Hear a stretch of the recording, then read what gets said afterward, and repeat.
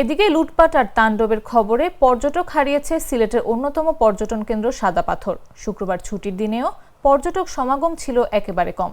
সাধারণত শুক্রবার ও শনিবার ছুটির দিনে যেভাবে পর্যটকদের সমাগম ঘটে সে তুলনায় পর্যটক একেবারে কম। পর্যটকদের বসার চেয়ারগুলো অনেকটা ফাঁকা।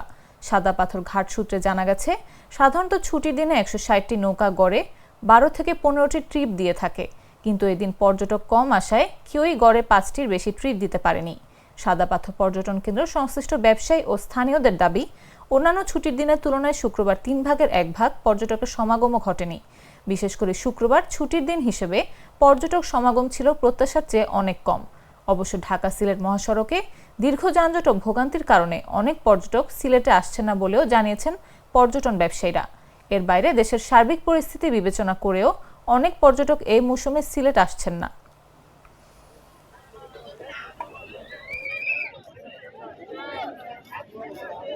অনেক পর্যটক জানে যে পাথর নাই সিলেটার, যে কয়েকদিন আগে যে সাংবাদিকরা যে ভিডিও ভাইরাল হয়েছে, অনেক পাথর নিচে পাথর অনেকগুলো মনে করেন স্পট থেকে না বলতে স্পটের সাইডের থেকে পাথরগুলো নাই হয়েছে। এ কারণে আপনার ভিডিও পাইছে যে সাদা পাথর আর কোনো পাথর নাই। এ কারণে মনে হয় যে পর্যটক একবারে কম, কারণ এখানে আবেগ জড়িত থাকে, আগের আবেগটা নাই। তবে আমার কাছে মনে হচ্ছে আগের তুলনায় এখন একটু পর্যটকের সংখ্যাটা একটু কমই লাগতেছে। আগে আমার কাছে একটু ভালো লাগতো, সুন্দর লাগতো, আজকে একটু অন্যরকম লাগতেছে আর কি। ভিডিওতে যা দেখেছি সবাই তুলেছে, মনে হচ্ছে অন্যরকম, মানে সেরকম মনে হচ্ছিল। ওদিকে তো পুরোটাই খালি। বান্ডেল থাকলে প্রতি সেনমানিতে টাকা বাঁচবে।